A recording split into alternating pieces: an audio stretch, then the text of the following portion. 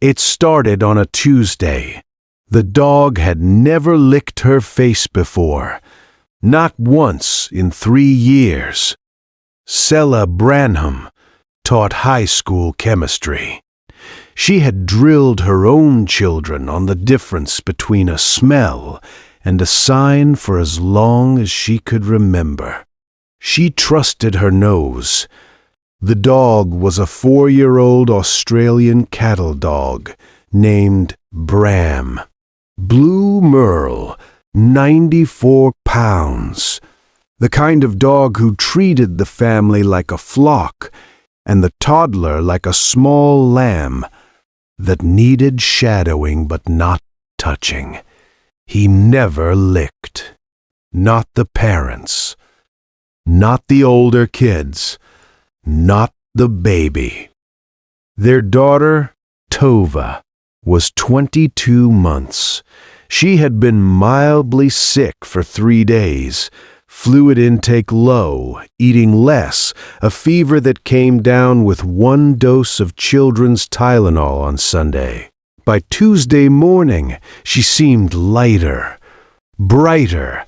Sella was relieved. She was making coffee. Bram was on the kitchen floor with his nose pressed against Tova's mouth, not licking, pressed. The dog was breathing in through his nostrils with his muzzle 2 centimeters from Tova's lips. He held that position for 15 seconds, then 20, then 30. Bram. Off. He pressed harder. Tova laughed, then stopped laughing and looked at her mother. By lunch, he had done it 8 times. He would not let her eat without lowering his head to her face first. He would not let her drink her sippy cup without sniffing the rim. Sella called her husband from the school parking lot. He's fixating. He's doing the thing dogs do before they snap. He doesn't snap. They all don't snap until they do. She heard her voice, and she meant it. She had read 3 articles on resource guarding around toddlers that morning between classes. The literature was clear. Sustained focus on a child's face was a warning sign. Cattle dogs in particular were known for redirecting their working drive onto small humans. She told her husband they should crate him until they could call a behaviorist. Her husband agreed too quickly, the way husbands do when they don't want to argue. The crate door clicked at 6:14 p.m.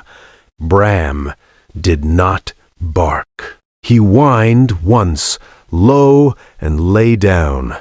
Tova was on the living room floor with a graham cracker. She had eaten half of it when Sella noticed her daughter wasn't chewing anymore. She was just sitting with the cracker in her hand, eyes a little glassy, breath coming faster than it should. Sella bent down. The smell hit her 3 inches from Tova's mouth. Acetone, nail polish remover, fruit gone sour. She knew that smell. She had taught it for 10 years in Unit 5 of her organic chemistry curriculum. Ketones, the body-burning fat instead of glucose. The smell that meant diabetic ketoacidosis. If you stay for stories about what animals notice before we do, you're in the right place. Subscribe so you don't miss the next one. The pediatric ED at the regional hospital ran a finger stick glucose. At 8:47 p.m., the number was 412 LGM/DL. Normal for a toddler is under 140. The endocrinologist on call, a woman named Dr. Jovanka Ray, said it like she was reading the weather. New onset Type 1 diabetes, likely been brewing for 2 weeks. The fever and reduced intake brought it to crisis. How long did we have? Dr. Ray looked at her chart, then at the IV line going into Tova's small arm. Another 4 to 6 hours, and we would have been talking about brain swelling. You brought her in within the window. Has your animal ever done something you couldn't explain? Until it was the only thing that did. Tell us in the comments. These stories deserve to be heard. Sella sat in the hospital room that night and let the story rewind in her head. The mouth sniffing, not aggression. Acetone in the exhaled breath, detectable to a dog at concentrations 1,000 times below human threshold. He had been doing what cattle dogs do, keeping the small one in the flock, by reading her every time she breathed near him. The sippy cup, not guarding, checking. Was the chemistry getting worse or better? The Tuesday. The day a cattle dog with a working nose decided the small human he was assigned to was no longer chemically the same animal he had known the week before. She had created the only sensor in the house that worked. Every guardian deserves to be recognized, even the ones who never asked for anything in return. If stories like this matter to you, subscribe so you never miss the next one. They came home Thursday. Tova was stable on a basal bolus regimen. She slept against her father's chest in the car. Sella opened the back door of the house and walked to the crate alone. She knelt down. She did not say anything aloud because she did not yet know the right way to. She opened the latch.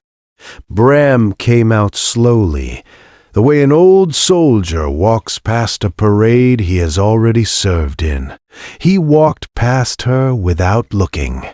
He walked to the bassinet where Tova was now sleeping. He lowered his head 2 centimeters from her mouth. He breathed in. He held. Then he exhaled, slow, and lay down on the floor beside her, his blue merle flank pressed against the bassinet rail. He did not move from that position for the rest of the night. Tomorrow, there's another one, about a cat who refused to leave a woman's chest for 3 days before the EKG made sense.